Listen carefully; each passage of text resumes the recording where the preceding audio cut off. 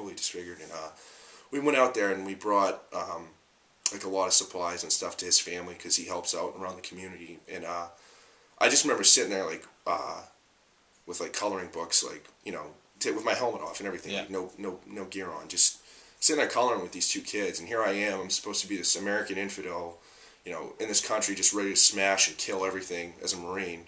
And, you know, I'm coloring books with two, like, you know, crippled kids. And I thought, you know, I wish that CNN, I knew this wasn't the only thing good that was going on in the country. And, growing up in high school when the war started, all you seem to see is negative press and protests, and, you know, all we're doing is killing civilians over there. And I wish they paid more attention, the media paid more attention to stuff like that. But, I mean, just to see, like, these kids were, like, you know, casualties of war.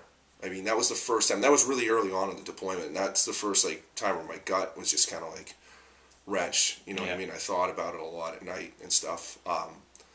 That was one of the things that really set out. I mean, there's a lot of it, and I'm sure the more I talk about it, the more will come out. But there's a lot of things that really make you think about it at night. You don't think much about it, like, when, you know, if there's stuff going on, you don't think about it in the daytime. I mean, if it's really bad, you'd be like, oh man, that's awful. But it really hits you at night when you're in your rack, going to sleep, or whenever you get sleep. There's a lot of infanticide that goes on. The child mortality rate it's awful. I mean, it's like all we saw were just dead babies all the time, and it's just like there's something ain't right about seeing, you know, a dead child that hasn't even gotten to get its feet, you know, on the ground and walk yet, you know. And I mean, it wasn't really. I don't necessarily know if it's the ones that we saw weren't necessarily from, like, combat, but I mean, just poor medical care. And I mean, it's 120 degrees, 130 degrees in the summertime. If you don't have air conditioning and stuff, I mean, it's not good. The cruelty to animals that was over there was really awful. I mean, just the amount of dogs that we saw get shot or hurt, that really bothered me. I've always loved animals. I mean, I wanted to be a veterinarian growing up if I wasn't going to go in the military, and I actually was going to become a veterinarian in school. I just didn't get the grade. I didn't have the grades for it, so. You know, the dog, like, seeing dogs and animals get killed, that was pretty messed up. I know it must sound awful to say after, you know, seeing people get killed, and you say, like, oh, dogs getting killed, but I mean, they have no business in the war, you know what I mean? They're just totally, I mean, someone puts a gun, you know, if someone looks down the barrel of a gun at you, it's going to pull a trigger, you gotta kill them, you know what I mean? It's better them than you. I mean, that's the way it is. Like, I'm not advocating murder or anything like that, but I mean, I'm just saying, you know, someone points, you know, if there's an enemy combatant that's gonna try to kill me or one of my friends, I'll have no problem putting, you know, one between his running lights at all. But, you know what I mean? Exactly. But like, to see a dog walking around and see some other Marine or some Iraqi soldier shoot the dog for no reason, it's just like, dude, what are you doing? You know what I mean? It's like, that really bothered me, like, really made me upset. And there was a few times where there's some fights that were involved, you know what I mean? Yeah. Trying to think what else. Well, the food sucked. But well, it did, but it didn't. Like, when we get food trucked out to us every once in a while, so we get, like, real food, and it was awesome. But you know, living off top ramen and stuff like that, rather than eating MREs 3 times a day, that kind of sucked. But I mean, like you said, you get used to it. The heat sucked. Heat really got to you. I mean, I remember just sitting there baking in, like, 130 degrees in, like, a machine gun tower or post or out You're patrol. in, like, 60 pounds of gear. Yeah, I mean, it's head to toe. You have to wear gloves, you know, eye protection, so you're wearing sunglasses, you know, Kevlar. I mean, especially if you're, like, a saw gunner or, you know, a grenadier, you're going to carry extra ammunition and stuff, and just, oh, God, it's just, there's no getting used to it. I mean, people would always ask me, what was it like, you know, fighting in the heat or, like, walking around in the heat? I'm just like, there's really no comparable answer. I mean, I guess maybe putting all that gear on and going into a sauna, but even still, like, it was just, I couldn't believe that there was places on planet Earth that got that hot. Like, it's unbelievable. That, and one time we were on a patrol in Fallujah, in the city itself, and we were augmented. My squad was split up, and we were augmented to another squad, and we were coming around a block doing a satellite patrol, and we were about, I don't know, I want to say about 100 yards away, probably about 50 yards away from, like, meeting up with the other squad. And I guess on the other side of the block, like, there's, like, it was like a small block, there's like a everything's compounded over there. So every house and everything has like these walls around them and then gates to them.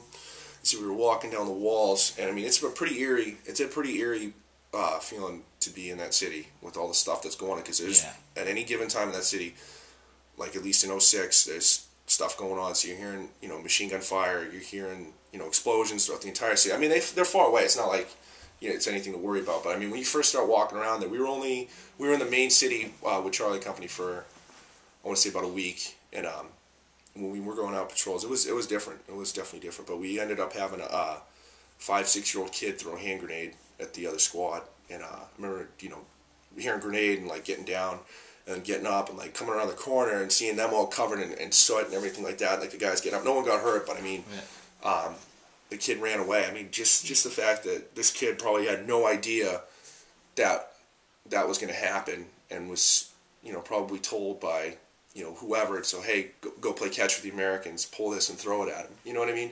Because a lot of the time, when we were over there, Al Qaeda in Iraq was still huge. Al Zarqawi hadn't been killed yet. He was killed about halfway through my tour. And one of their TTPs, the techniques, tactics, and procedures that they were trying to do, is they were giving kids RGD-5 grenades, like the Russian hand grenades. And when you drive around the Humvees and you stop for whatever, the kids come flying out to you, and it's awesome. And you just throw candy at them, you know what I mean? You're throwing toys, soccer balls, candy at them, trying to build a good impression, so when they grow up, they remember that, and they don't look at you as this, this invader. They look at you as, hey, this dude's giving me bubble gum. Like, how bad can he be? You know what I mean?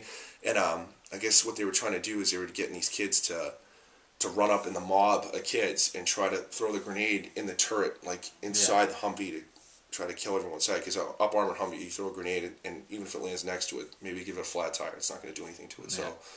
So just the fact that really bothered me, to know that there was men out there, grown men that knew better, that were teaching kids, 4, 5, 6, 7 years old to go do something like that. And I mean, there was kids that unfortunately were killed because you're a turret guy, you see a kid running up to you with a hand grenade. I've never been in that position, but man, there's probably little else you can do. Yeah. And just to know that there's people in this world that will put children in that position, that really, really bothered me. Really bothered me. Still does to this day, because I know it's not just there. I know it's all over. In Africa with child soldiers, and Southeast Asia, and so those are like the main parts though that really, really bothered me. Yeah. So. What was your reaction to the first battle you were in? Were you in shock, or? Well, we weren't. I mean, we were more of an occupation force, so there was no serious battles. I mean, the last major battle that was in our area, like I said, was Operation Phantom Fury, and that was a battle. I mean, we were just like an occupation force when we would go out on patrols and whatnot. The first time I ever got shot at was pretty scary. I mean, you don't think about it until afterwards, but we were on an observation post, and we had two of the other guys.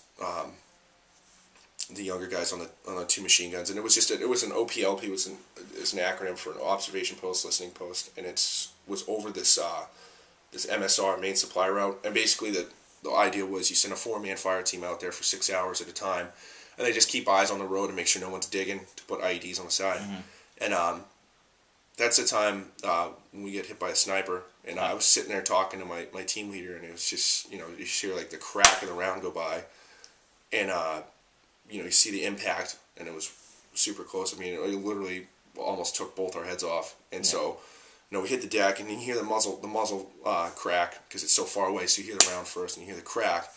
And there's only 2 or 3 buildings off in the distance, probably about 600-700 meters. And there's like kids in front of it. You can see people like doing their laundry and whatnot, and it's coming from one of those windows, and you have all the assets you need to literally level those buildings, and you can't do anything. So it was really frustrating. But I remember always wondering like what my first reaction to taking fire would be, and I just I looked down on the ground, and I laughed at my buddy. I was just like, this is